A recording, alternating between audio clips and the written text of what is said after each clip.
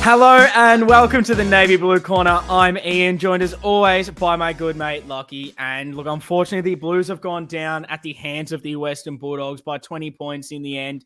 A game that I guess was a real missed opportunity. Look, we've got plenty to discuss tonight. But firstly, Lockie, how are you going? How are you feeling after another defeat? And I guess somewhat of another failed test against another somewhat quality opposition.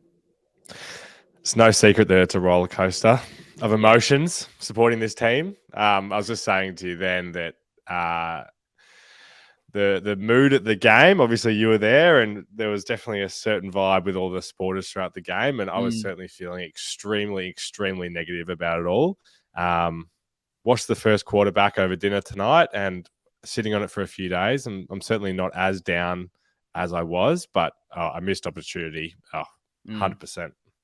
Oh, I definitely agree. I think it's a roller coaster is kind of it. I weirdly, and I'm really interested to know your thoughts kind of throughout this episode, because a lot of people, again, after another loss, another missed opportunity, very, very negative, of course, understandable. And I don't know. I don't know if I'm so mentally broken around football from what happened at the end of last year that when it was happening, it kind of felt very expected in a way. And I don't know, it hasn't hit me as this negative, we're completely done, as I think a lot of others are maybe seeing this with our fixtures coming up. So I kind of want to ask you this big question that I've not prepped you for at all before we get into the Did We See It segment to kick things off. But I got to ask you, is all hope lost where we sit right now, I guess, with our tough fixtures coming up, or are you this glass half full? Because, as I said, a lot of fans are left kind of thinking, where are we as a team? What do we need to change? How do we change it? What are our expectations? Do we have to reevaluate everything? What are kind of your feelings now? And do you still see some hope, or are you kind of at this almost breaking point that I think a lot of supporters are with where things sit currently?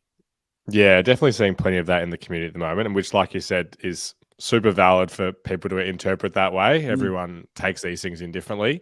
I definitely am more glass half full than empty. I definitely still believe, I definitely still have hope that this is all going to work out.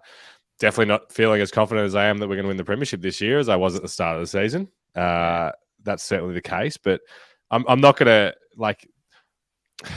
I guess we'll talk about it maybe more later in good versus evil, but it's like there's still too many good things underpinning all of this for me to give up hope, where in previous years I felt like it was so hard to find any positives and that like the end didn't feel in sight. There's such clear things going wrong right now, and even though every week we're waiting for them to get fixed and they don't, I'm not giving up that it still can click at some stage. That's where I'm at. I think you kind of nail that, like especially where it feels like it's such an easy fix, or some adjustments can sort things out. But I guess as we stand, it's not going our way. But we will get into everything, because I think, I don't know. Again, I'm still not sure where I sit with this game. I don't know if I'm completely angry where I am, and I don't know. Like, losing this game is not good enough. Firstly, that obviously goes without saying, and yes. I don't know. We should have won this game. I'm hoping that elements of this game shows us what we need to be, and maybe there's a bit of hope that we can still kind of do it, and then how we can fix these problems. And I'm hopeful we can turn it around because of that, but we've got to prove it. And I think right now, as things stand, we just are where we deserve to be, and we've got a lot of work to try and change those things to actually be in the top 8, because I think we're sitting 9th or 10th or something like that at the moment. And with the win-loss record as it stands, it's kind of fair enough. But let's get into it. Let's get into the deep diving of things. Did we see it? We start where we always love to, with the Did We See It segment, where we reflect on the things we wanted to see going into this game. Lockie, you had a couple of big ones. Your first one really was just, you wanted a win. You wanted a win, because we've always been getting into the nitty-gritty in this segment, but it felt like this game was building up as, don't care how we get it done, just get the job done. I guess, how are you feeling knowing that that's how you perceived things heading into the game? I think even though I'm being glass half full and optimistic, if we manage to fall over the line in this one, I'd be certainly even more positive, and I'd be much more willing to forgive some of those things that made me so incredibly frustrated. I think I texted you at halftime. I haven't felt like this in so long. I felt physically ill watching that half. So if we had managed to scrape over the line, which was looking like a fair chance with 10 minutes to go, it'd be a bit of a different vibe today. It always is. We always say that. We're always like, well, if we just, whenever it's a win, we're always positive and a negative. But yeah, had to win that one. We were better. We should have. We should have. We should have, and we had to. And it puts us in a difficult position now, knowing the fixtures. It feels like the thing we all are going to speak on, and we'll get into that discussion again in more detail as we move on. But yeah, I think I'm disappointed as well in that aspect where just felt like regardless that needed to happen, and we put ourselves in a position for everything else that came before it. To not come away with a win is just disheartening. It really is. One of my things that I wanted to see was composure from leaders. Particularly, I highlighted Jacob Wiedering, wanting him to have a bounce back performance, and I don't think I can really say I saw it. Leaders all around, I think, didn't have amazing games. Cripper, my goodness, didn't take his chances, didn't have that composure we needed. Wiedering at times showed little glimpses of the old Wiedering. There was a few of his deliveries, kicking the ball outside of defensive 50, where I'm like, yes, that's exactly what we've wanted from you. A few contests in the air, but I think overall there just wasn't that composed, informed Wiedering, and I don't know when it's going to turn, but we just didn't kind of see it. And we can speak about mentality again at some stage, but the leaders just didn't take the step I think we're desperate for a few of them to take currently. What was your kind of view on the leadership as a whole? For sure. Composure, like it's confidence, and it just spills down to everyone in the group. Yeah. It's like, wow, the amount of moments in this game where it's like, that's just the word I was putting on it. It's like, where's our confidence? We're so unsure of what we should be doing. We're not backing ourselves in. And then the times when we do back ourselves in, sometimes it fucks up. And most of the time, it's great. Yeah. It's bizarre. It is bizarre.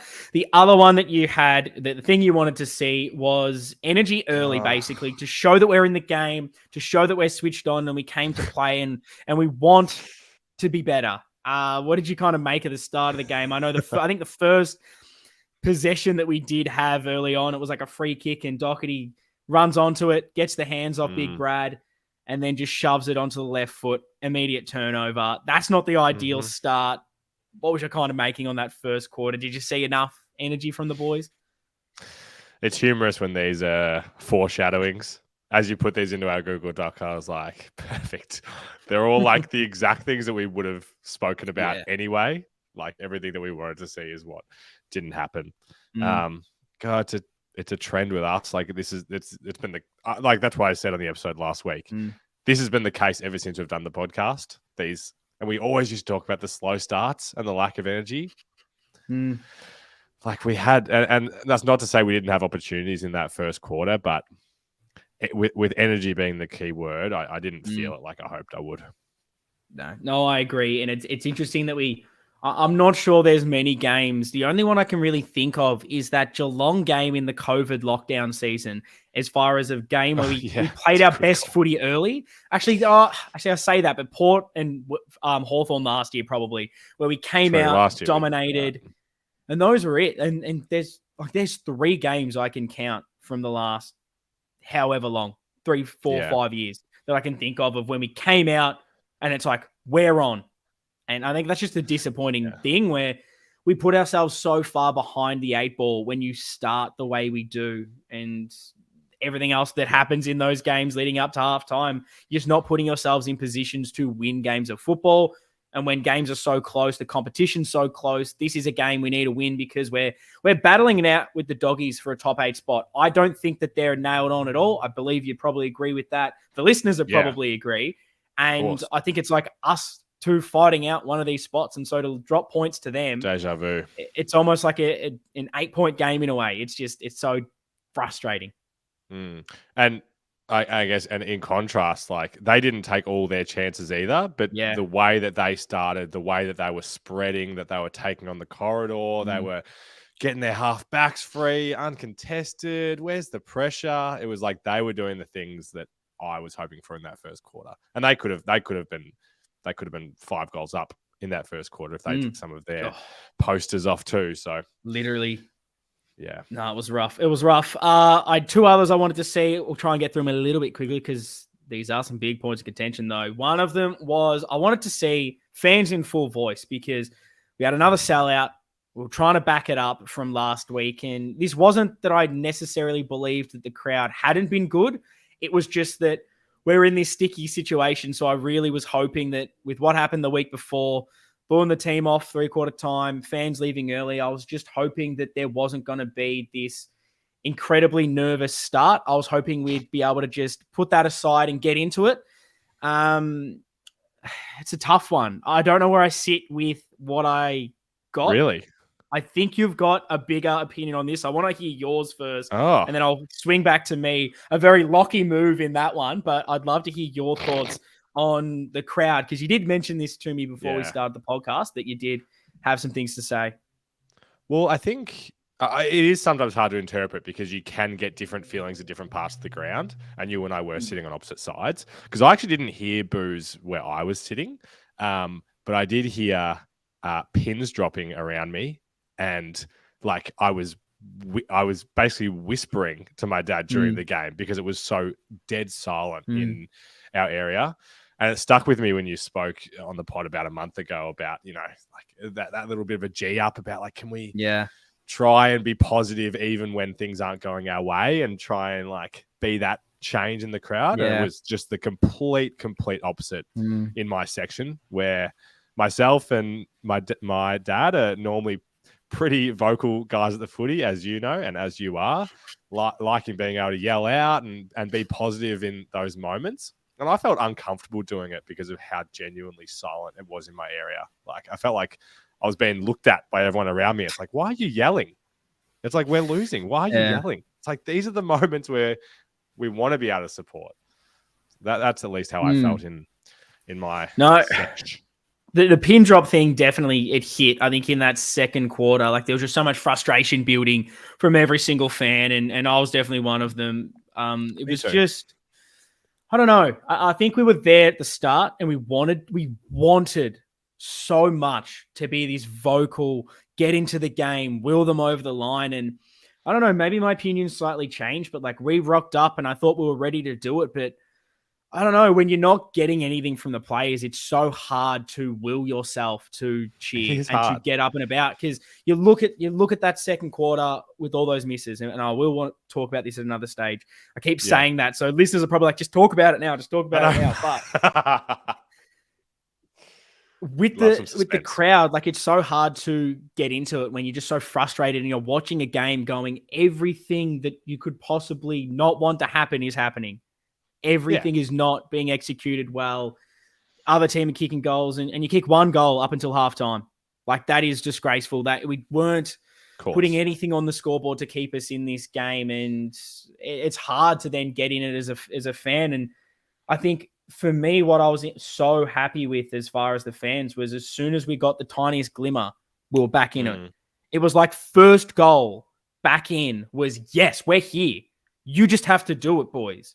And while I still think that there's a part of me that wishes, if when the other team kicks a goal, we get up and about and we cheer for Carlton regardless, and we try to do something, it's just so hard to manufacture when you just feel so deflated. And there's just, you're looking around at the other fans and everyone's just dejected and everyone's going, we are shit.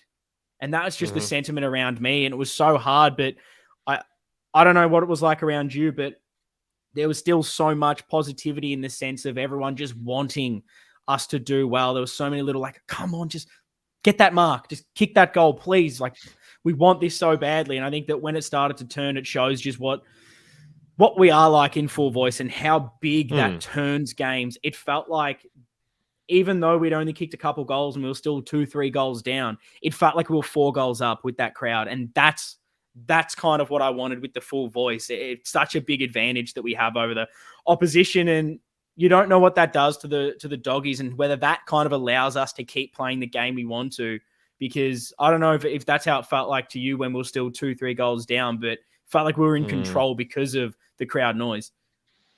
Yeah, I mostly agree with you, except that I guess I've felt that vibe personally at pretty much every home game in the Voss era. Like I've felt like we're good at being in that full voice when we are coming. So I agree. I felt that in the second half. It was just in the first where it was like, yeah. And it's like, I'm not blaming anybody because I was feeling it like anyone. So nervous and frustrated and angsty about how it was all going. And I didn't want to be noisy, but I don't know. Yeah. There's just a little part in me that, some people say, oh, the players don't, the players don't care about what's going on. They're all focused on themselves. But there's a part in me that I guess believes that the crowd can have that impact.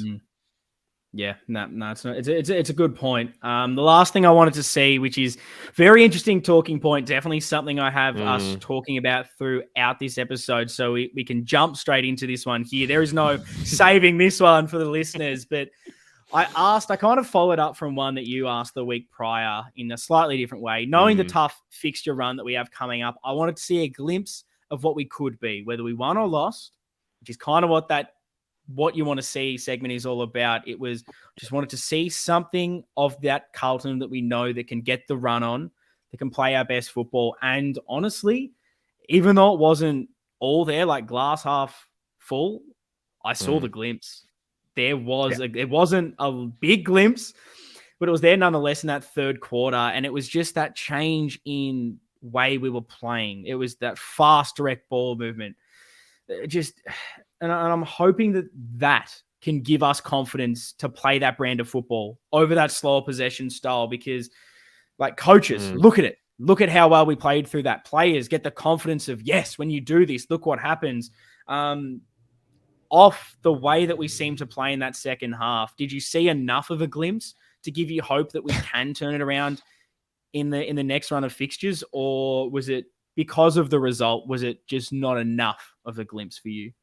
No, I'm in complete agreement. Like, I'm being so glass half full that there's things in the first half that there was enough glimpses there for me to have faith. So just do that third quarter or the second half of that third quarter over and over again, and we're not going to be stopped. It's something I don't think we have shown in any game this season of we have control for this quarter.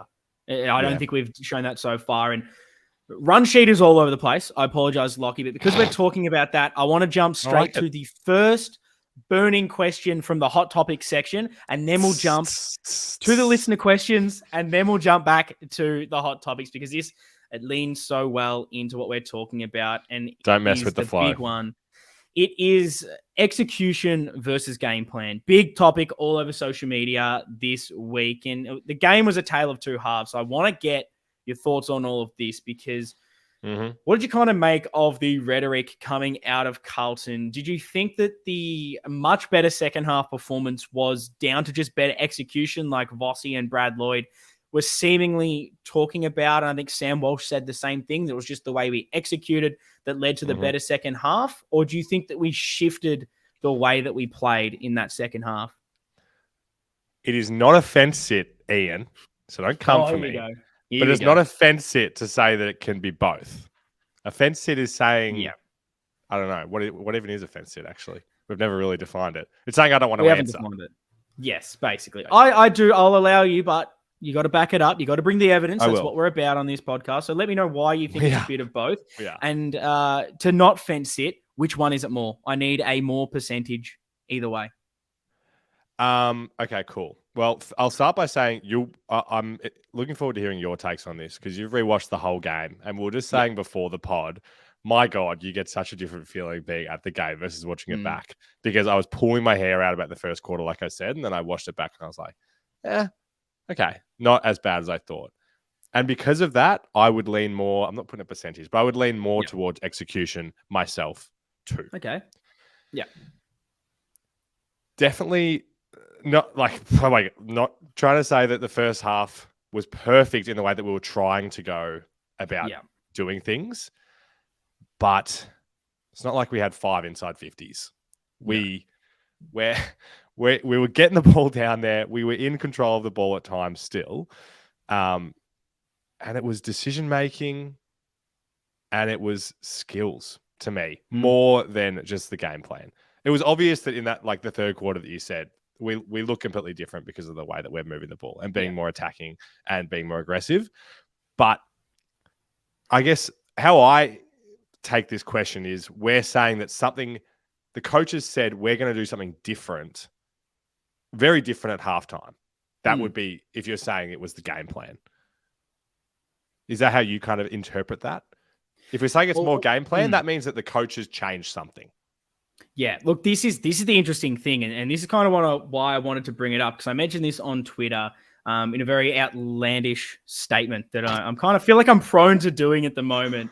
But I don't know, Twitter sends me into a weird headspace where I'm getting so many people almost yelling that I weirdly yell back in a different way. But I just thought, and I said on Twitter that I felt like the rhetoric that I was hearing from Carlton supporters, from a few, not everyone, but a few, was that the players were going against the game plan in the second half. That is what I heard people saying. People that I, half the time, like hearing their opinions. And this isn't a slam on anyone. We've all had bad takes. But this was one that I was seeing where they were going, the plan Vossi has in that first half was garbage. And see what happens? Like the players, they just started changing it differently and going against what Vossi wants them to do. And it was so much better. I don't think that they were going against what Vossi said, because that's just like the most ludicrous thing to hear. But I do think that there was a shift, and I don't know whether this is 100% a Voss saying we need to move the footy a different way. And maybe through that element, it is execution. Because I think some of the issue clearly around what we're doing is knowing when to go fast and when to go slow. And so I don't know if there is an issue around the game plan where, because the coaches have seemingly put such an emphasis on the slow ball movement, retaining possession, that the players continue to go back to this rather than wanting to take the game on, or what exactly it is that leads to this. But in the first half, we definitely did not move the ball at any way like we did in the second half. First half was slow. There was elements. There was, I think, that our first goal, or it was definitely a shot on goal. There was one where we just sprinted out, quick handball chain, bang, shot on goal. But then second half, clearly there was, whether Vossi was trying to get them to do it or what shifted. But that second half, the way we had those quick handball chains, we had runners running past for the handball. We were getting into space. There was more of a work rate. We're playing off the shoulder and running into space. It seemed like it was what we were doing last year. And so that makes me think that there was some sort of shift. I don't know what was said, how we got it to playing that way, whether this is what Voss has been wanting this whole time, but the players haven't been able to do it. I don't know what happened, but the shackles were off in that third quarter. We moved it faster, and I'm hoping that more emphasis is getting put on how we played in that third quarter compared to the rest, because everything shows you why we were so much better in that third quarter. And I've got some weird stats to show the first half comparing to that second half that maybe help show a little bit of this. And this is so interesting when you break it down this way, because first half, inside 50s, we were plus 11. We had more inside 50s. It was 29-18. In marks inside 50, well, plus 1, 6-5. So you'd say we dominated forward of center, which is bizarre to think about. Contested possessions were up by 14, but uncontested possessions we were down by 43. And I think that's where the doggies hurt us. We had a bit of the ball. Absolutely. We didn't have good looks at times, but then we didn't execute in front of goal, which that is a talking point I want to get to. But I thought the doggies really hurt us in controlling it on the outside, and that hurt us. But then you look at the flip side of it, second half, we were negative 13 in inside 50s, 21-34. So we're way more efficient with it. We had 2 more marks inside 50. Again, shows you that efficiency. We had 8 more contested possessions and 23 more uncontested possessions. So we completely switched that around with the way we were able to play on the outside, moving the ball faster, which is what the Dogs seemed to do in that first half compared to the slow, controlled ball movement, which just wasn't getting us good uncontested possessions. What's your kind of thoughts on the stats breakdown there? Yeah, no, I love it. I really agree with everything you said then. And I wanted to touch on a point that you made earlier, which was about like knowing it's about making the right decisions at the right times to go fast and slow. Because I'm sure if we tried to go fast at every opportunity in that first half, it wouldn't have been perfect football. Like, it's not just let's just go fast all the time and it would work, which I know isn't what you're saying. And that's why I kind of feel like it goes to execution. When you a bit more to execution, when you think about the specific plays, like there was one that sticks in my head where we got a turnover in our defensive half and we stopped and we chipped it around a little bit and then we did the big switch and suddenly McGovern's out and he's in massive space and he could take that option then to lower his eyes and go into the middle. There probably was an option then, but he goes long and kicks out in the full. Yeah. And the slow, I guess, build up to that was going to enable us to do something more exciting at the end, which he didn't take that route. So I think that it's kind of like a Fence City thing to say, but I think so much of what we're about or what we need to be about is not being one-dimensional. And being one-dimensional is the source of so many of our problems right now, where the Bulldogs are like, we can put 4 players right here because we know what's coming. So if teams think we're going to go fast every time, that's not the answer. It's about us being smarter. And right now we're just not being smart for a whole game. Look, that's kind of why I'm optimistic, trying to be, because like, if I'm not after that game of football, even though we lost, like I don't think I could go to the game next week. Like that's kind of just how my brain works for people maybe listening to this going like, we didn't play well. We weren't good. Why are you so kind of positive on this? And it's because that's just how my brain works. If I don't look for the positive, I don't see the good and what could happen, I'm just going to go insane.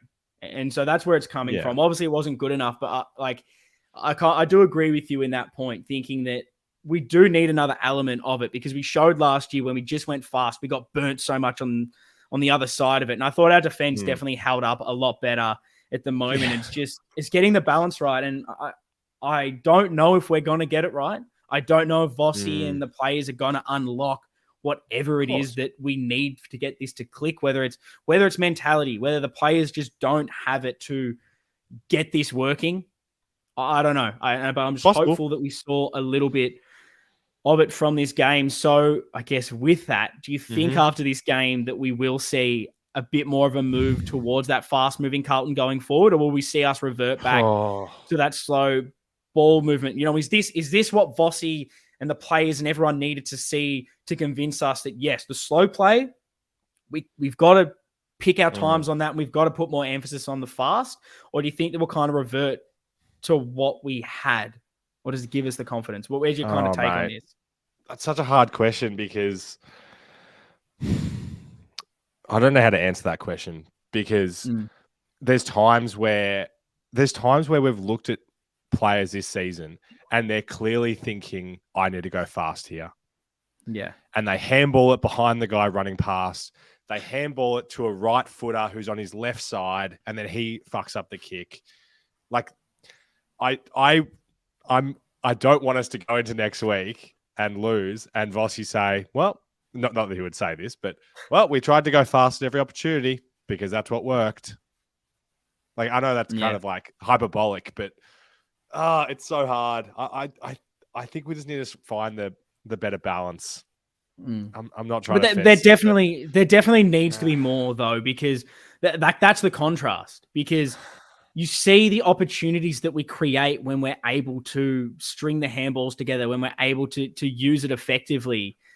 We didn't have that in the first half at all. And when we have it, look how much space our forwards are in. Look, everyone we want to get involved in things are able to get involved in it. But I feel like there's so many elements that have to go right for that to work. Like the play with the ball, assuming it's probably from a stop in play, they need to want to do it. There needs to be the players around in the close vicinity wanting to do it and putting themselves in good spots. And then the guys up the field have to be in good positions, or else if we go fast and they've got 4 defenders as the 4 guys back, then we've fucked it. So which of those 3 do you think is it that is letting us down the most? Like, why was it not happening? Is it the go with the ball? Is it the guys around him, or is it further down the field? Well, I feel like it's. I don't know if I can. I'm going to fence it. I don't know if you can necessarily. Do you get what I'm saying? Pinpoint. I understand it. I think my perspective is. I think that there is a time to go slow, and obviously, if there's no option, like you're going to have to. But it needs to be a mindset shift, and whether this is coaching and the game plan to make us every time we get the ball go, because that's what all the good teams are doing right now. All the good teams move the ball fast and take the game on. The idea, and this is why it needs that complete buy-in from everyone and the mentality to need to take the game on. Guy who has the ball in his hands needs to be going. First option, let's go. He needs to have the runners that are buying in and working hard to be the handball option, to move around the field. And because we haven't been seeing it enough, and we've only seen it really one quarter this whole year, there needs to be, whether it's confidence in the players to say, yes, this is how we need to do it and move forward, or the coaches need to say, we need to be doing this every single time. Like, this needs to be go for it, because when you do, look how good we are. And if we try to emphasize the conservative approach so we don't get hurt on the break, if that's what's getting drilled in, and if that is how we're thinking, then we're going to be playing it slow and we're going to struggle to find other targets. So I don't know if we've overcorrected. It feels like that's the way it's gone. We've overcorrected in a way, and maybe this is the layer we've built now and we can find the other gear, and I'm hopeful it is. But there needs to be so much more of this take the game on at all costs, this frantic game style, because it just suits us so much better. It suits us when we get the hands into a Walsh streaming through. Chera, Sard, Chincotta, who else do you want to name? Cottrell, now he's in there. Motlop. These players, these burst past players, Ollie Holland's on the wing, whoever it is. We play better when we're streaming forward in numbers, stringing these handballs together. And I think if we can try to emphasize that we need to do this, the mentality is go. The good teams do it.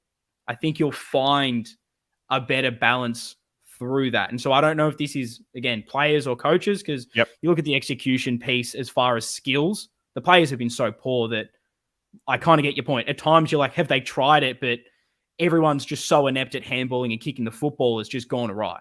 But I'm just hoping that we push towards ingraining that fast style of play more, because the slowness just doesn't really suit a lot of our players, I don't believe.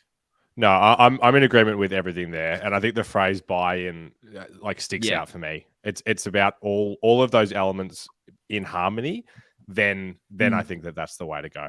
I'm with you. Yeah, I guess on how it ended, we come back, we get in front, but ultimately we lose the game of football, lose by 20 points. They run over the top of us after getting a couple goals in a row. It felt like all of a sudden, as soon as they got that second, it was kind of game done, knowing how much time was left, how many goals we needed to kick, all the work that we did. So I kind of want to get your thoughts on that last quarter. Do you think that we bottled it, gave up, just weren't good enough? I guess, why do you think that we couldn't hang on for the win after taking the lead in the last? I don't have good takes here. I feel like I've actually blacked out from that last quarter with all the blood that rushed to my head when I was screaming as we hit the lead. And then all I could picture is us hitting the lead, and then the Carlton game day presenter, whatever her name is, going, not the result we wanted, Carlton fans, but thanks for coming out, or whatever it was. I've got a blur between those two times. So you tell me, give me your thoughts. Well, I'll pivot. I want to ask you one other question on this. Were you confident in thinking we were going to win that game through that run? And when we hit the lead, were you going, we're winning this game of football? Like, how confident out of 10 were you that we were running over the top of the Dogs? 8, but I'm always confident really? For no reason. Yeah. Interesting. I thought so.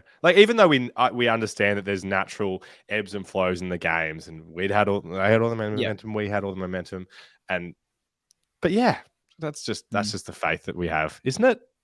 You know, See, Nate? I was the opposite. I even through the You're a run, pessimist. when we got to like 2 goals down, I was sitting there and all I could think was, we're still 2 goals down. Like we have done all this work and the crowd's so up and about, and I'm up and about, but we still have so much to go because of all the shit we did in that first half.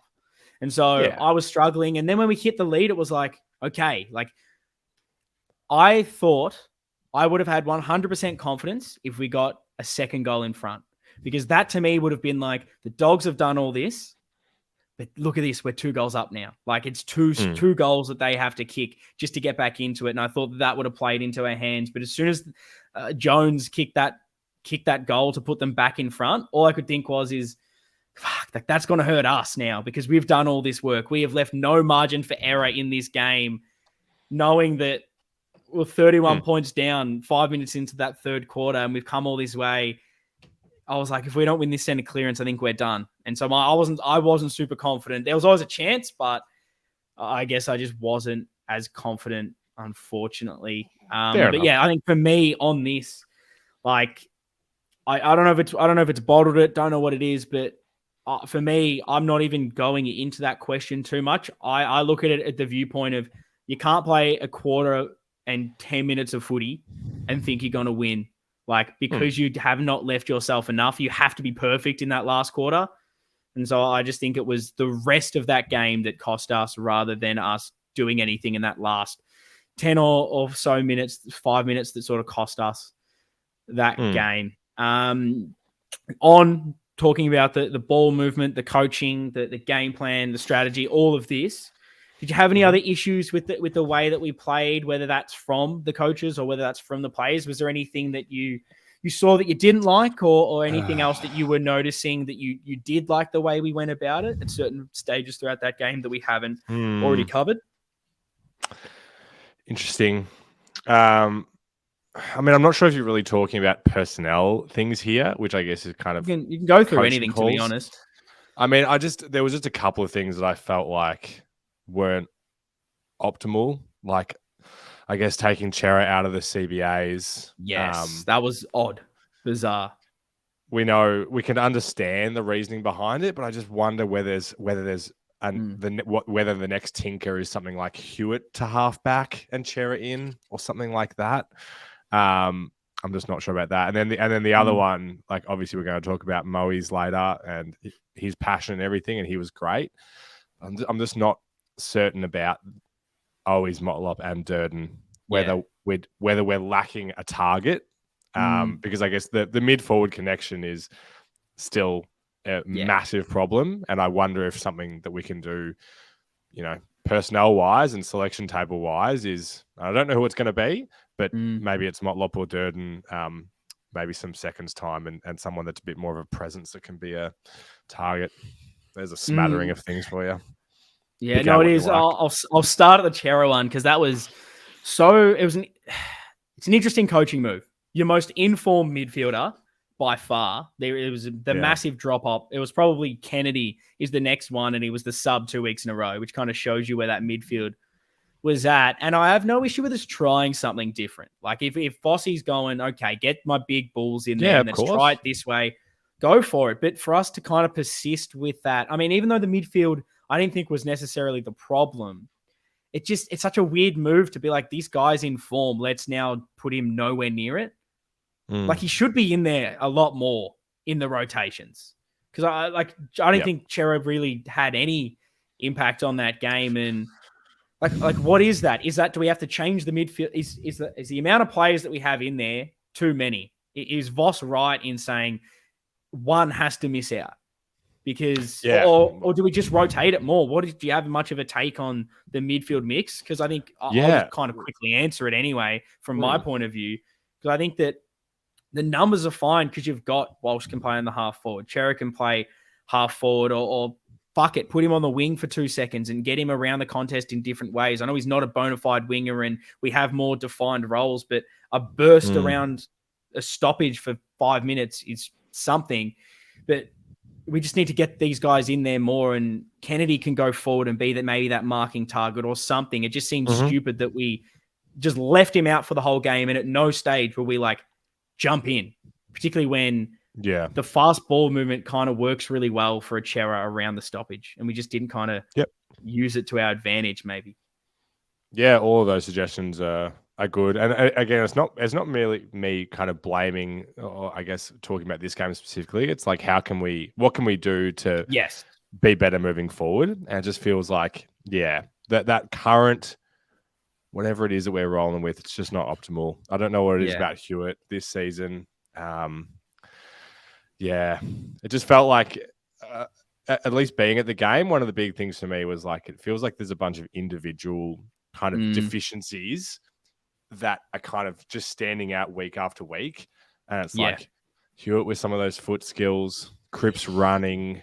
It's just like these things where it's like week after week, you see it. And it's like, how are we going to fix these things? Can they, these are guys that we know are best 22 players. It's like, Harry, where's your confidence? Wiedering, where's your confidence? Lewis Young, kick a football properly and hit a target. It's like these things where these players do such great things, but it's just these small little tweaks. And it's so now. No, I don't think you are. I think you raise really good points, and it goes back to like the discussion that everyone's having right now. And it's like, is it the players, is it the coaches? And everyone's kind of picking their camp at this stage. And I don't think we necessarily have. I think everything's to blame, and I think that's the result of it. Like the coaching's and everything's not getting the best out of everyone, and they're not getting the best mentally out of everyone. The players aren't doing themselves favors in the way they're going about it, in their form, in their execution of any skills.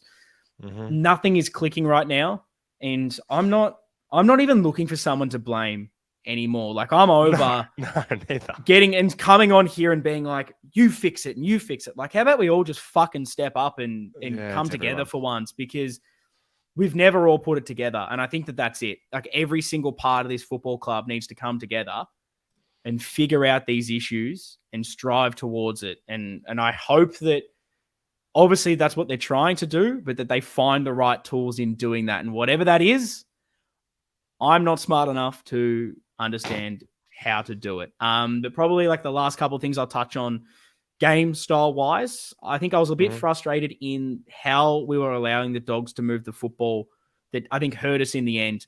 They clearly, from the get-go, were not attacking the corridor. They knew we're not great at defending transition, and they were just able to move it wide. And constantly they had the wide option out there. And what annoyed me so much in that last quarter was, I reckon, most of their final goals and their best plays that got them over the line in that last quarter, from where I was, it was the further wing. It was, they have the ball near the middle, and it was immediately, they've got two blokes streaming wide, and we're just nowhere. And I don't know whose men they were, who wasn't tracking, but that happened every single day. Sorry, all day. They had a player there, and they looked for it every single time. And for us to never adjust and never seem to stamp that out was a bit of an issue for me, because it was so obvious the Dogs just wanted to move it wide and chip through us. And again, there were so many times from kick in, they were out, and we struggle to move the ball from kick ins, and they have one kick in there outside of our defense, our sort of forward 50. It was very, very frustrating. And the key moment that summed up our deficiencies all around and why I think we're not 100% there yet was that who kicked it? Scott kicked his second goal in about 2 minutes. Sard isn't able to kill the ball. Weeders, I don't know what he was doing, whether he thought the ball was over the line or not. He stands around. About 4 Carlton players stand around doing nothing. Norton wins it out. Handballs to Scott. Easy goal. It was just 4 guys who just gave up on the play and thought it was done. And I think there's that mental bit still lingering. And I thought that was just a microcosm of everything that is kind of not clicking just yet. But apart from that, I thought at a lot of moments we did defend really well. Even though I have said we haven't at stages, I thought, in the second quarter, we defended the ground enough to keep getting a few repeat entries. And there was a lot of on the death spoiling from a few of our key backs. And any other day, if those guys don't step up, it could have been a much worse scoreline. I thought they kept us in at stages, even though it wasn't the most complete defensive performance from us. Could Newman get the John Nichols this year? I think it's almost him or Cher at this stage, the way they've been going. It's Unreal. insane. God, It's insane. He's become that guy. Like, I felt like it was Wiedering in the past. It's like the amount of times he just saves the day. Yep. I got nothing. 100%. 100%. So let's now pivot. Let's go to the listener questions. If you want to get in touch with us, if you want your question answered, head over to every single social media you can think of. We are there at Navy Blue Corner. If you forget, even though I say it every single week, it's in the show notes. You can just click on it. If you're watching on YouTube, if you're listening on any streaming service, it is there in the show notes at Navy Blue Corner. On Twitter is where we do a lot of our interaction as far as getting these questions answered. So jump on in and you might get yours on the show. Lockie, what have the listeners asked us this week? I'm sure there were plenty. No shortage. And we're going to have to cap your responses to some of these or something, because I want to get to quite a few. Okay. I'll try to be quick fire with these responses. Succinct, but they're all good and deep. So there's going to be lots where you're like, oh, man. Okay. So firstly, from Mickey C's. So is the positive that we only really played well for less than 2 quarters, but we're in it up to the last 5 minutes? Or is the negative that we only really played well for less than 2 quarters? It's a negative. It's a negative because we didn't win, and I'll try and be quick, but it's put me in another thought of why this game, we probably did need to win it, was because we played a quarter of football and we almost beat the Doggies. And that's why I think that was such a needing to win, because I think we're better than them by far, and we should be better than them. And so for me, it is a negative, even though you can take some positive. Overall, bad. Yep, I like it. From Jim_Fiddler. I was at the game. We lack the class, skill, and composure to make finals with this current group. Yeah. The effort was there, just not good enough with the personnel on the field and in the coach's box. No question there, but any comment for Jim? I mean, at the moment, that's it. That's where we are. And if we play the way we currently are, if we're coaching, motivating, whatever you want, collectively as a unit, as a club, if we keep doing what we're doing right now, we're not a finals team. We're just outside it. So we've seen glimpses. It just something has to happen, and I don't know what that is, but something needs to happen. This is a good question, I think, to kind of what you were speaking to before. So from Bryza, why the slow ball movement for the first half? It clearly worked better in the third and some of the fourth when the shackles were off. And this is the part that I like for you. Is Voss trying to instill something in the first halves, or is that just madness? Do you think I hope not. It kind of leads into this question a little bit. I don't know if you feel like these are related or not, but from you and Morton, surge footy worked, but fitness-wise, we can't sustain it for more than a quarter. So what should we do? Can you see any kind of elements of that in terms of us trying to do different things at different parts of the game? Because we got run over the top at the end. I'm kind of devil's advocating a little, but what are your thoughts on those couple of questions? I guess potentially, but it just feels weird to if this is the plan, which I hope it's not. It feels weird to save it for the third quarter. You need to start that way. You need to show that earlier on, because while yes, you could, and I think that's why the coaches are saying it's execution, because we had the opportunities to still be level at halftime, if not in front, even though we didn't play well in that first half. But we just missed it in front of goal, which we will touch on. Don't you worry. Don't scream at your device that you're listening or watching this on. But yeah, I don't know. I don't know what needs to happen to change that shift in when we go fast and when we go slow. But it is. I hope it's not a fitness thing, and I hope it's not us thinking that we need to go slow and build into it, because teams will run over the top of you if you don't play your best football. And you look at other teams, they're able to sustain high-octane football. And if we think we can play slow, why not go fast, get in front, control the football, go slow because you're controlling it, and then go fast and play that tempo. I don't know. I feel like still, regardless, the balance is off. And it's a silly game plan if that's what we're trying to do. I'm 100% with you. I've organised these questions on a spicy scale, so the heat's going to keep getting turned up. From Levi Horse. What's the Scoville rating on this one, Lockie? Let's put this one at about 2,000. Is that a lot? I feel like that's not. I have no idea. I don't know the scale well enough. I was hoping I was teeing you up for something, but no, I got nothing. I'm not big on that stuff. Austin has brought in Chincotta, Akers, and some very ordinary small forwards. You can throw in Fogarty. I'm not sure about Hollands either. Hewitt is a shadow of himself. I guess that's what happened at Carlton. That's what happens at Carlton. You go backwards. Any thoughts on that comment there? How do I pivot and talk about this? How do I take this? I don't know. I don't necessarily. I interpret this as someone going. So I just want to say, I interpret like you were saying before. Everyone kind of chooses who they want to put the blame on and like where the problem is. And Levi here, I'm interpreting as going. This is a list management. It's a Nick Austin problem. There's clearly list issues. We are missing key elements. I think you brought that up earlier, that there's just blatant areas that we need to improve. But I don't know. I think Austin has clearly targeted to bring in, if you look at who he's brought in hard workers that run, and then he's tried to bring in guys that can use the football or have been able to use the football well. Not all of those are all of those components, but it's clear that the squad lacked run, lacked work rate, lacked skills. And you look at, Jordan Boyd, the idea of Lockie Cowan, Hollands, while he hasn't shown it just yet, he's still a kid and he showed it at a under 18 level that he can use the football. Saad can use the football. Zach Williams has got run and he's not the worst kick out there. Like, we've tried to bring guys that want to take the game on and can kick. Blake Acres has had one of the worst games of football I've seen, and he's having a stinker run at the moment.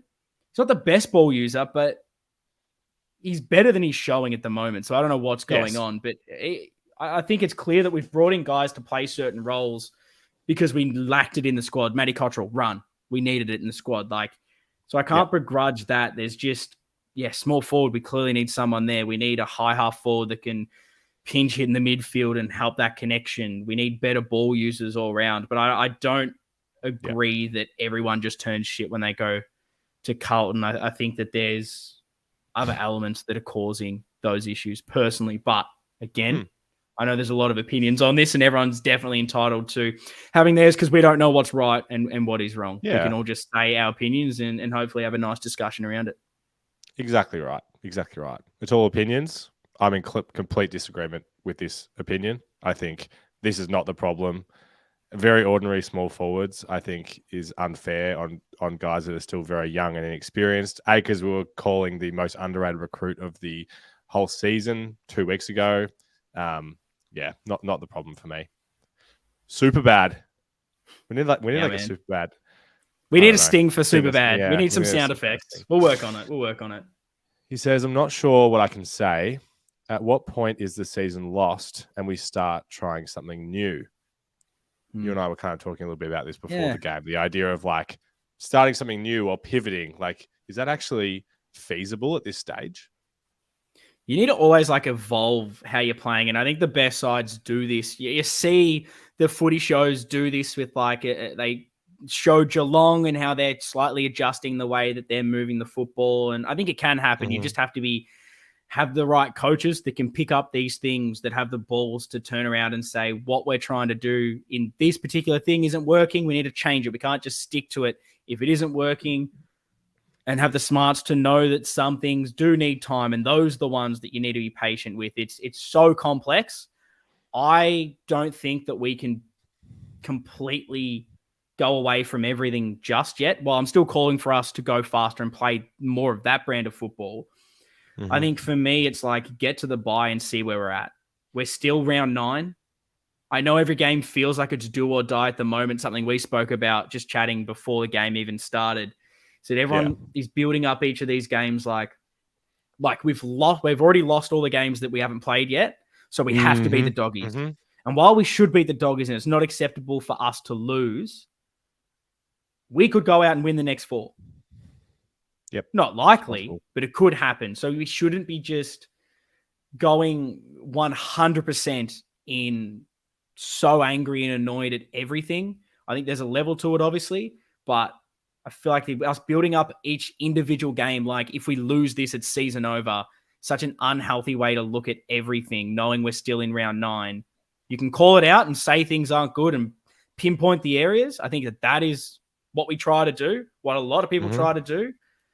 But I think if we get to the bye and things are still not right, then more bigger adjustments need to be made. And I think you can make ball movement and how you position with ball in hand adjustments. It's harder mid-season because you don't have that time to kind of practice it. But those are the adjustments you can definitely try to make. And maybe you might see some personnel adjustments too. Who knows? Yep, I agree. I've tried to bring in a broad kind of range diversity of questions in today. I like it. From Dave H. Why do we fall in love with players who average 6 touches a game? Who is this in reference to? Have I missed something? I'm assuming that this is in... I think this is in relation to Motlop and Durden without putting words in Dave's mouth. Yeah. I don't know. We just see... you always want to fall in love with every player, I think. And you see flashes, and as soon as a young kid comes into the team, you go, what could this guy be? And I think Durden's definitely down on form. We haven't seen the best of him at the moment. I thought Motlop really shined, particularly in that third quarter when we were playing a game style that was taking the game on. I think that's Motlop's bread and butter. I thought his tackling was good. I thought he was better, but yes, the small forwards, we need more out of him. It's not been a good area. I think our forward line's disjointed for whatever reason, whether it's personnel or not. But, we just don't have any experienced, trusted guys there. It's all kind of unknowns right now. So, I don't know. I think we're all critical of them. Many people have been calling for a few to get dropped, or does Motlop even come straight back into the side? I think we're being pretty measured with things, but I don't know.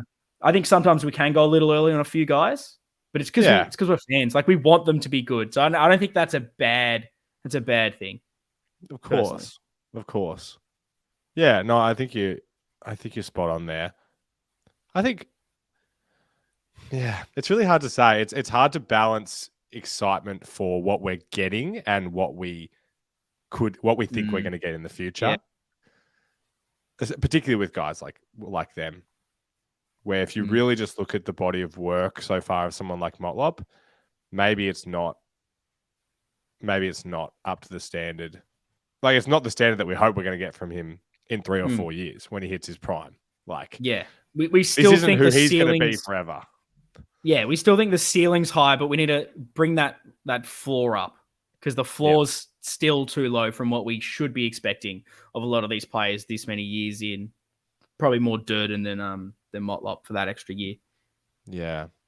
2 to go, 10,000 Scovilles now. From Carla at the _Mills, should we go after Hardwick or Chris Scott? Even Buckley would lick his lips at the list that we have. I don't want Buckley. And this goes to a discussion that I'm putting that on the record. I just think I don't trust him 100% as like the perfect coach, just because I didn't see enough from what he did with Collingwood. You can see the shift that McRae's had there. And I just don't think I think like Malthouse, it kind of is like, because these guys so kind of hated for so many years, you bring him in, as soon as anything slightly goes wrong, everyone's going to be way too quick to be like, yeah, get this guy out of the club. And I'm just not sure that personnel works. Coaching discussion's interesting. I am not having the sack Voss, bring in someone in just yet. I'm not there yet. I know a lot are. I'm waiting to at least the bye to try and make some more conclusions. And I don't know, people have just like this. I feel like this is Twitter in a nutshell, which is the issue. But everyone seems to have like an opinion, like sides, and then everything has to be so definitive because of the side you're on.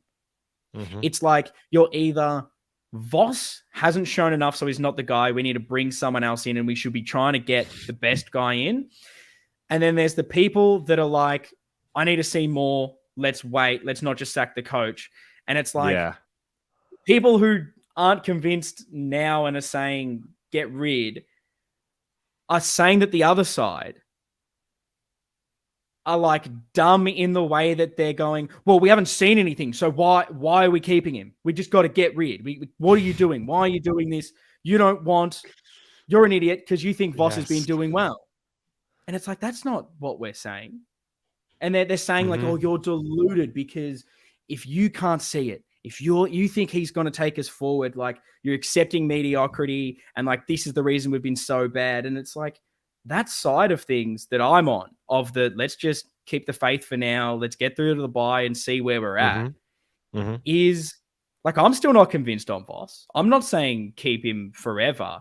If we don't think he's the right guy, of course move him on. I have no issue with sacking a coach because, I don't know, if he's not right, then get rid of him and bring in a guy who is. I have no issue if we brought in another guy and within a month we went, he's shit, get rid of him. Because why hang on to someone that's no good? But I just don't think we've seen enough sample size just yet, even though we haven't seen enough from Voss. I just think it's too early now. But we should obviously be asking questions and pushing things and seeing what's around, always trying to improve the club. But I think that this staunch, he's no good 100%, I can't buy into that just yet. And the back and forth from each camp having to be so definitive, I don't know. I just think it's this weird tribalism that everyone has to yell at each other and say that there's certain things that people are thinking, even though that's just not it. It's so weird. I hate it. I hate it. Mate, you're really shining in this segment today. Can I just Am say? I? Some really great takes coming from you. Very balanced, and I mean I'm not even going to try and add to that because I'll just mess it up. You nailed it. Our man to wrap it up, Tim Gigantor. I think we've said that he's kind of the next in line for a nickname. He's a regular contributor, so I'm going to leave that with you. But from Tim, he says, I have to travel from Canberra to see my beloved Blues play in person. Is it worth the huge expenses of time and money to bother doing that for the remainder of the season?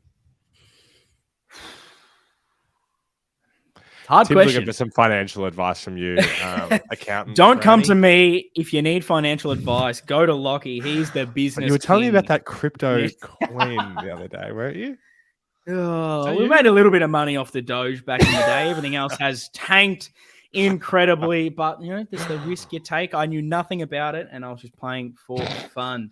But I did put enough into it anyway. But look, it's a tough one. I'm not going to tell anyone what they should be doing and whether they should do it. If you're not getting the enjoyment out of being at the footy and the travel, then fair enough. Like, I'm not going to begrudge anyone. But if you're like me in the fact that you'll sit there at a 200-point loss because you're probably an idiot and that's just what and you hope that they can turn it around and you look for a sign in it that, maybe next week because they did this little thing, it could be better, then rock up. But it's a tough one now because so many people have got other shit on. Things are so expensive. And if you're not getting the enjoyment out of it, don't do it. But, things can turn. Who knows? Mate, look at that. That's what I'm saying. You nailed that segment today. I'll just add one last thing back on that coaching thing. I'll throw out a question to everyone right now that is in the Voss out camp because I'm not there yet. Because we spoke about this off pod. My big thing also around let's say we sack Voss right now. Let's do the hypothetical. Brendan Bolton. Who do you bring in? Who do you bring in right now? Who is the guy that is available that will automatically come in and guaranteed to do a much better job than what we're seeing? My issue is I don't see that. If a Ross Lyon was still available, I don't even say you can put Clarko in that because what he's doing with North hasn't been amazing. Kingsley was someone we spoke about, but he's gone. Like, I don't see that perfect assistant coach that is prime, that everyone is being like, he's the next man. He's the perfect choice. Yep. Obviously, it could be better, but it feels speculative to me. And that's kind of why I'm like, let's just see this out for a bit and see what does happen. We can cut ties, but if you're on the Voss out, let me know who's out there. Let me know who you're eyeing off because we'd love to know. I'm interested to have the discussion. It's not me just shitting on you being like, I don't think there's anyone, so you're an idiot. It's more just, I don't see who's out there that could be doing a better job. So I want you to find someone to convince me. Make it a bit of a back and forth debate more than anything else. Yeah, no, that's a fantastic point. We know how disruptive it is to bring in a new coach. So we don't want to just be doing that willy-nilly. I feel like all the easy options are out at the moment. They're all taken. But that's the list of questions. Again, if you want your questions Love answered, jump over to Twitter at Navy Blue Corner. Get on the other socials as well to never miss something. Follow, subscribe, like, everything. I'm just going to throw that out there in a blanket statement to be as generic as possible. Yep. We'll pivot slightly. I know this is going the long, but we're going. May as well make this a 7-hour episode because I got so much shit I still want to cover. Let's go back to the hot topics for a second because the big one that we need to cover: set, shots, execution, and the snaps. Is it a big one? I'm not sure it is a big one. It's a massive one. It's a massive one. Surprised there wasn't a lot of questions around this one. But 1 goal for at halftime. We had a lot of misses. Mm-hmm. We had Harry ballying the ball almost directly in front, went the snap behind. Motlop ballied it, no score, didn't make the distance. Walsh dropped punts, hard angle, but kicks it on the full. Cripps left foot snap that almost made me leave the stadium. If you could almost sub a player out for that, I would have. Left foot snap, ballies it, no score. 1 goal for, 3 no registered as scores. All of these decent opportunities. For me, it should have been 4-4 at least, which puts us level at halftime. Because I think Harry's needs to be a goal. Motlop needs to be a goal. Cripps needs to be a goal. But Walsh's needs to be a point at least, I think. Sure. Should be getting something on the score. So with those misses and how it all went down, do you have a hot take on the snaps? Do you like it? Do you hate it? Do you want them to change it? And what are you putting these regulation shots at goal and missing them down to? Because while we weren't playing well, we had these opportunities to get us level at halftime. What's it down to? And what are your takes on the snapping of the ball? Well, I'm putting it down to confidence. 100%. And my opinion on this is like the call out that you kind of made just then about the coaches. I'm yet to see a good take around this topic. So if people have opinions about this, please send them through to us. Like you said, we didn't get any questions about this week, so I'm interested to see them, and I'm excited to hear what yours is to see if you can be, break the barrier for me and be the first one, because. What are the things that come to mind? If I know myself, who's played some footy in my time, I wouldn't be snapping from where Harry did, from 40 meters out, but I would be from where Motlop was. And Motlop's a much better shot on goal than me. Yep. So I would definitely be backing him in to do whatever is comfortable. I think the players are doing what they think is the most likely thing to get a goal. I'm going to call him out right now, but Marcos, friend of the podcast, guest, cracked it when Cripps out of the podcast. He cracked it when Cripps did that snap, and he said that was arrogant of Cripps to do that. Yeah, and I don't see it that way. I think that's a man who has no confidence in his drop punt. He has no confidence in the drop punt, and that's why he's like, I'm the captain of this team. We cannot score a goal for the life of us. I need to do the most likely thing that I think, and that's the decision that he made. Yeah. So if he kicks a drop punt, and then we go, oh, well, why didn't you snap it? Like it's just too much hindsight for me. I'm going to hand it over to you. Yeah. I've definitely got a spicier take. Get the Scoville rating up on this one. I agree with you on Motlop's one. Motlop's one, I don't have an issue with him snapping, but he needs to kick it. And when everyone misses, that's when I get the pressure builds and it becomes harder. The issue I have with Harry's one, I mean, he's just so down on confidence. He's probably going to miss it anyway. And I don't know he's the least confident player in the AFL around him, but like that. It seems, I know this discussion always comes to him around the snaps and what it is, but like that position from we seem to believe where he snaps, where he kicks a drop punt. That felt like drop punt territory because of the angle. I have no issue with him snapping because he thinks the angle works better for him because he seems to kick better on that side with it. I will agree with that. He's just so down in confidence that, I don't know, for him, I don't know if whatever it takes, he's probably going to miss it at this stage. Okay. The issue have is mainly... Can I be clear? With everything you said just then, I agree. We're in agreement so far. So carry on. So I don't have a massive, massive issue with the snaps in that sense. I have a massive issue with whatever sorry for my language here, whatever the fuck Paddy Cripps is doing. We Because swear on this. he is a man who, yes, the left foot snap is better for the angle, 100%. Mm-hmm. What's the worst trait? What's the worst disposal trait of Patrick Cripps? He's kicking. He's not a great kick on his right. What's he even worse at? Kicking on his left. I think for according him to you, kick. Show me his left foot kicks that have hit a target. They're always ballies that do nothing. And it's the most infuriating thing when he's out in the open and scuffs a left foot kick. He always tries on the left way too hard so many times. It's never good. So why did he try it then? I'm not disagreeing in the fact that we think that he thinks that is the best option. I'm saying someone needs to tell him, no, Cripper. We're not kicking on our opposite foot. You're a captain. You're a leader. We don't kick on our opposite foot for fun. It's not highest. It's not highest percentage. Left foot is not highest percentage for Patrick Cripps. Show me how many times he's nailed a left foot snap. How many times has he nailed drop punch from the pocket? Show me one. I would say you are a much higher chance to kick a goal with your preferred foot than your non-preferred foot. Surely you can agree with me on that. No, absolutely. You should never kick a goal on your opposite foot. Is that what you're saying?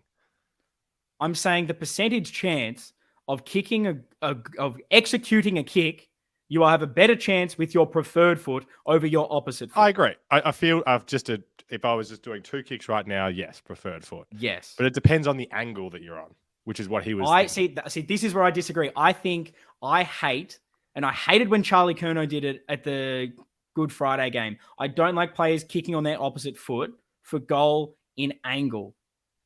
Just because they think it opens the angle more and maybe this is just my opinion, I don't believe their opposite foot is going to get the job done better just because it's better for the angle, because I don't trust their opposite feet. Harry went on his right, fucked it. Cripper does this, and it's like, I want my captain. I would have I'd have much less issue if Patrick Cripps missed it, kicking it on his right, whether he goes to snap, whether he goes to drop punt. It's the fact he uses his opposite foot. And for me, I just don't think that that's a higher percentage option when we're so desperate for a goal. It felt like he obviously thinks that's the best thing to do, but someone needs to tell him that's not the right move, Cripper. You're an idiot. Don't kick on your opposite foot. Your left foot sucks. It's never been good. Don't do it. That's my opinion. I'm hot on that because it got me. I was probably like Marcos. I was so angry when I saw that because I just thought it was dumb rather than arrogant. I just thought it was the dumb move because his left isn't good. Yeah, I respect the opinion and I definitely understand. Like I understand where you're coming from with it all. We're not going to see eye to eye to it. I think it's just so blurry. So what about and I'm just kind of devastated. No, let's go for it. Let's go for it. So what if it is the 1 degree angle where you're that shot in the pocket where you might if you and I were doing it, like maybe we'd banana it. You would always banana it no matter what, no matter the angle. You would never try and step out and left foot snap it. Is kind of, it depends on the player. Like if there is a player that is good on both sides of their body, then I think it can kind of work. If someone's prone to kicking on their opposite and he's good at it, then yes. But it's like I've seen Cripps, for instance, use his opposite foot in the field of play, and I have not been confident every time I've seen it. It looks sometimes like he almost misses his foot. So that's the frustration. If there was a player that is so good on their oppo, they're almost two-sided, then yeah, I wouldn't have as much of an issue because it's like, oh, well, he's normally decent on his oppo, so it works. So for me, it's just I'm isolating it to the player there because I just don't think that he's good on his opposite foot from what I've seen.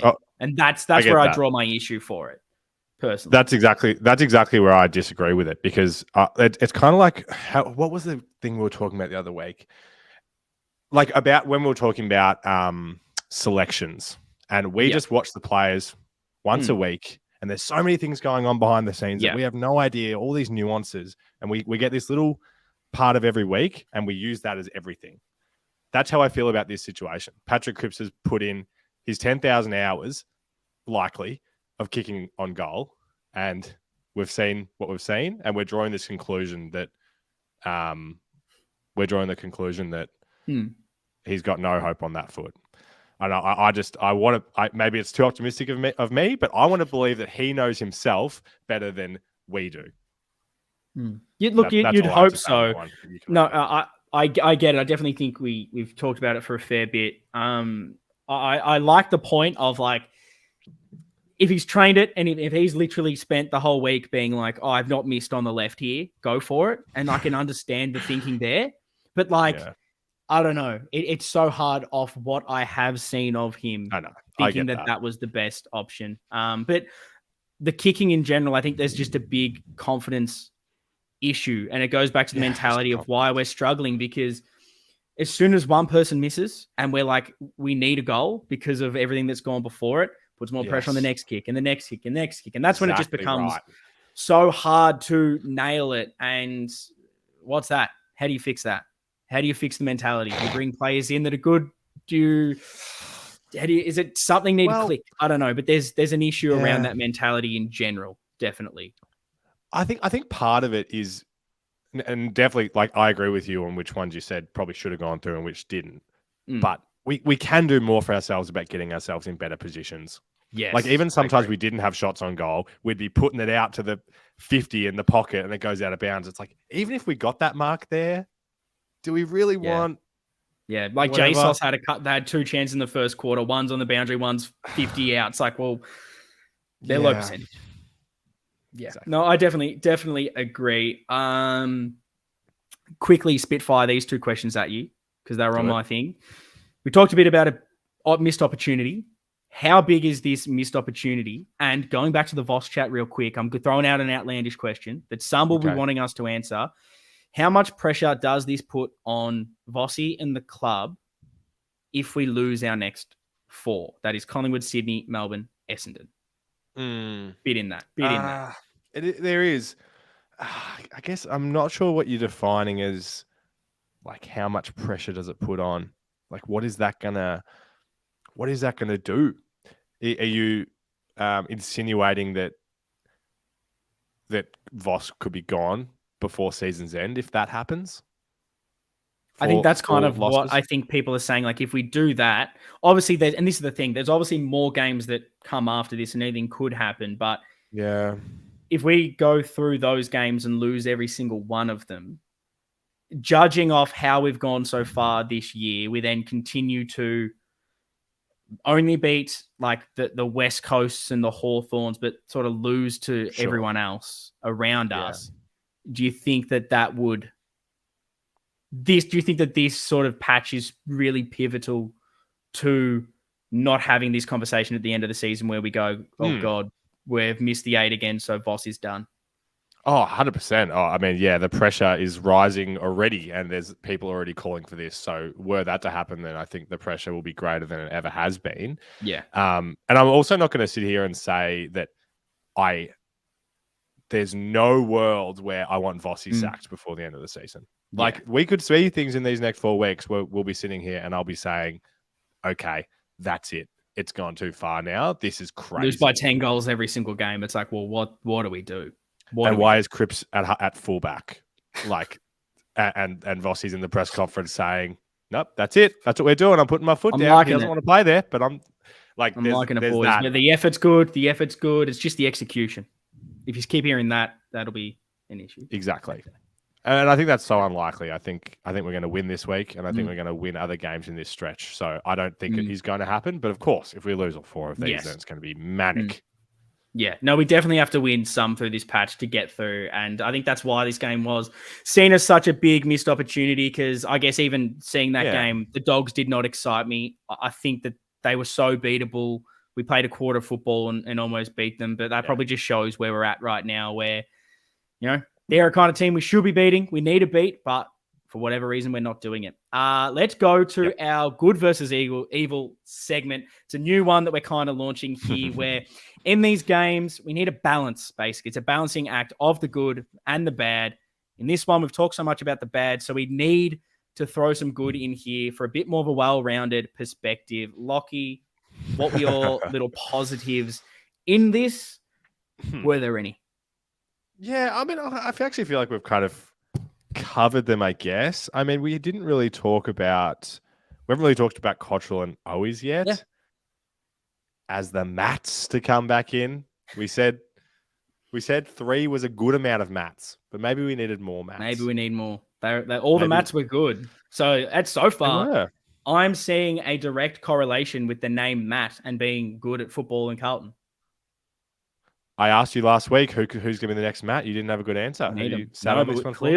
Clearly, we need a team of Matts, and maybe this is mid-season review when we look at trade targets early.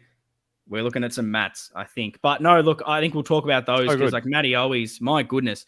Speaking of needing a small forward, he was the only man that actually stood up when no one could finish a chance. Mr. Reliable, like his form this season is exactly what we've missed. A small forward that stays deep, is a marking option, finishes his job. He was unbelievable. 3 goals from 8 disposals, 5 marks, 5 score involvements. You cannot ask more from Matty Owies, and he's been doing it pretty much every single game.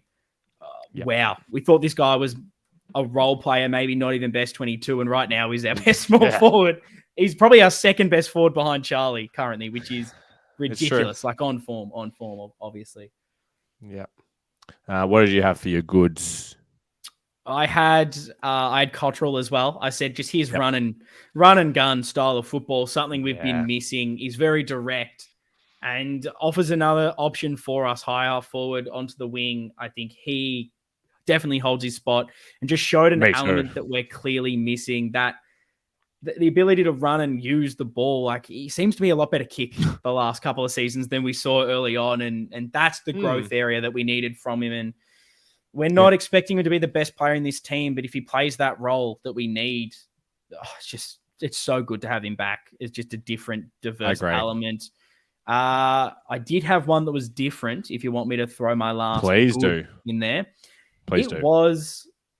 I didn't think either of these 2 games were perfect, but what they were able to do on the flip side, I thought was incredible. And that was Pitternet and Sauce in quelling English influence on the game. Great. I thought Timmy English was nowhere, did nothing, didn't influence the ruck really, didn't influence a lot. He obviously has like the last 2 taps that they get clearances on, but apart from that, and that's a clearance, what can you do? I don't think he did a lot. And for those 2 to work him over as much as they did physically, I didn't expect it. So I have to give those 2 some kudos.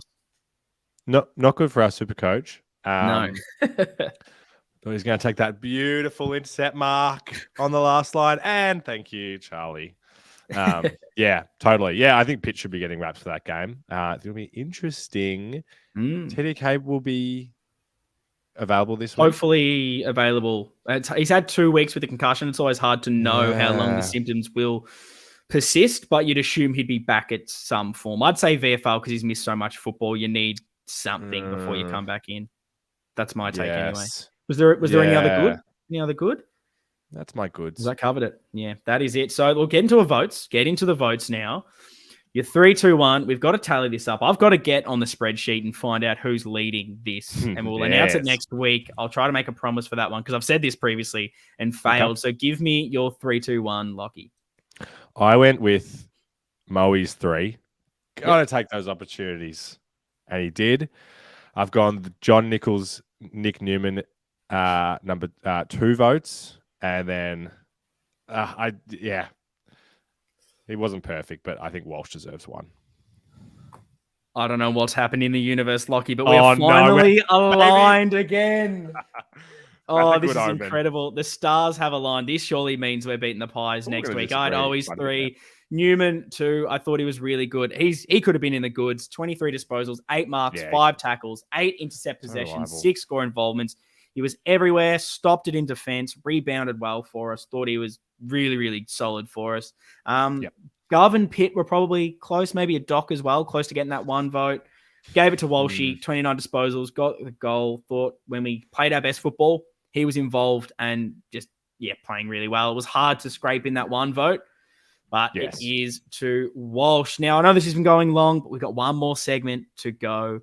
It's a good Everybody's one. favourite. Lockie didn't have anything for me. He I've said got he didn't one. have anything before we started the podcast, so I'm hoping to see Don't if he call does me have out something like this. to potentially induct. Let's fight again. Let's fight. Well, get ready, mate. I'm keen to hear who you've nominated for our favourite segment, the Hall of Fame. Ladies and gentlemen, it is time for the ceremony of ceremonies. Straighten your tie, adjust your monocle, and raise a pinky for the Navy Blue Corner Hall of Fame. It is a prestigious ceremony, the Navy Blue Corner Hall of Fame. We've had some good inductees so far. This is where Lockie and myself put someone up for nomination, something, anything we saw this week that was funny, that we're angry at. It is very loose on what can be up for nomination, and then we decide what is inducted. If you have anything, if you see anything throughout the week, could be during the game, anything on your way to the football, let us know if you have a nomination at Navy Blue Corner. DM us, tweet at us, email us if you need to. Let us know, and it can jump up for nomination. But Lockie, what would you like to bring to the table this week? I'll have to do my best Ian Brownie storytelling here to get this one over the line. It's a good thing that we're in ties for the Hoff, because I was tied up on Saturday night, as you saw. Fancy, mate. You're at Nobu, were you? Fortunate. Yeah, that's what I was going to say. I'm going to use this segment to do you and just talk about how, well things are going in my world right now, which was that Dad and I went to the President's Club dinner, which was fantastic. Got to have a good little chat with Luke, share some frustrations at halftime, Cookie as well. But as you know... Any Soj bombs? Got anything for us? I actually do, but I'm going to save them for off-pod for now. Geez, keeping it away from you listeners. Don't worry, I'll find the scoops. As you know, in the fourth quarter, it was getting pretty spicy. It was heating up. Scoville rating, mate. The Scoville rating was going off the roof. So I ran back inside, and at the President's Club, it's it's an open bar. All the beers are fine, everything like that. There's 7 minutes to go. I just need some water. I just need to hydrate properly. I run up to the bar. It's just between goals. I need to quickly get back to my seat. Can I just grab a water, please? Sorry, there's only 6 minutes to go. And I was like, no, all good. Just water in a glass. And she was like, she looks around and she goes, I'm going to have to grab my supervisor if that's okay. What? And I'm like, don't worry about it. And I walk back to my seat, parched. Didn't have any waters. This is not like the, canteen or whatever around the ground. This is a bar inside the function room that you pay. How much? From a tap. I'm not. Tap. Well, it'd be nice. It'd be nice to know what it's like in this room. Clearly, not worth the money if there's no water in there. Mr. Level 2 over here giving me that. But I just thought that is bizarre. Worthy of an induction. I could understand if she's like, sorry, I can't get you a beer. The game's about to wrap up. It's like, you know what? Oh, fine. Even though they were serving beers after the game too, might I add. I should have passed out. Imagine that. The lack of explanation from her is bewildering. Like her saying, there's 6 minutes to go, as if that means anything, firstly. Like, sorry. I know. No, 6 minutes means no water. Universal signal. We all know. Then, like, if she had said, I'm sorry, like, all the jugs are empty, the water actually isn't here, it's going to take longer. But there's no explanation from this lot. No. Mate, don't get me started on the Marvel service and people around it. Not in my Hall of Fame this week. Is there a tweet about typical from the Marvel Stadium aura, I'm calling it. Because I think these people are good and they mean well. And anywhere else, they would be fine. Put these people at the MCG and it'd all work well. But the aura of Marvel just it ruins it. And it means Lockie he's dehydrated and he may have gone to hospital. He's got the IV drip in currently. That is hilarious. True. In fact, I'll get my supervisor just so I can find you some water is ridiculous. Well, outdo me, mate. This segment is becoming a rant. It's kind of what it is, and it's kind of fun. I do enjoy it.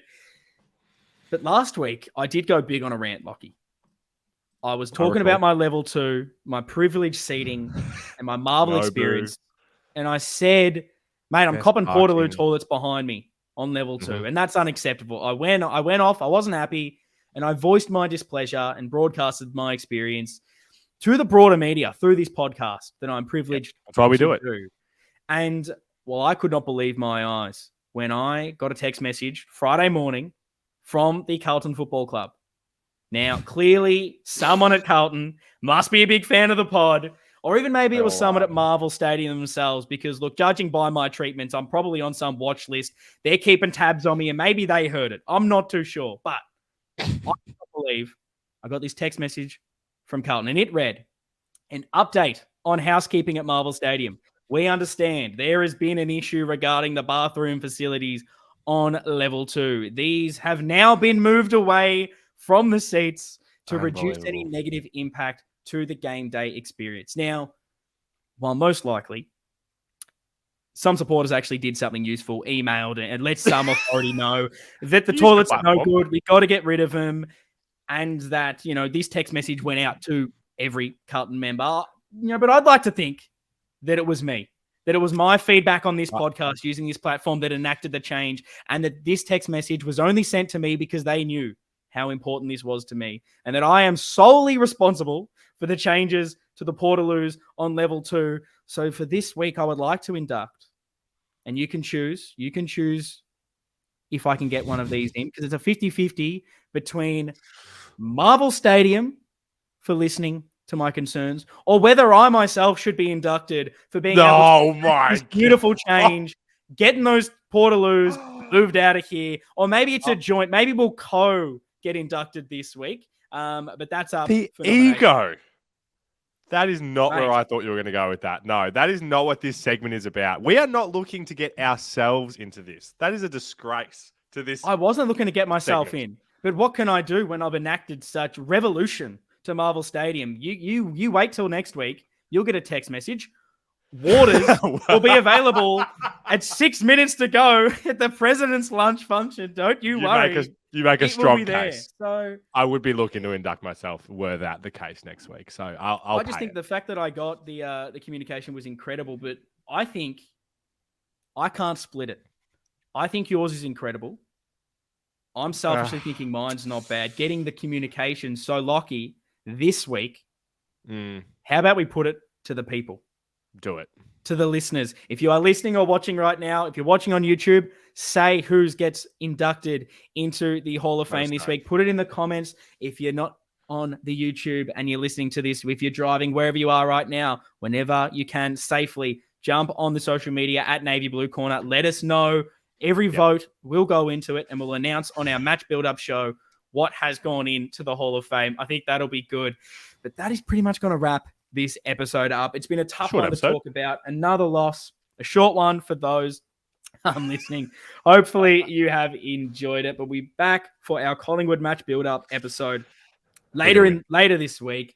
Subscribe, follow, make sure you do not miss an episode. Get onto the social medias to keep up to date with everything. It's a disappointing loss, but we've got to bounce back. We've got another game. Time stops for no man. We'll be back here talking and building up the Collingwood game. Go the Baggers. See you guys next time.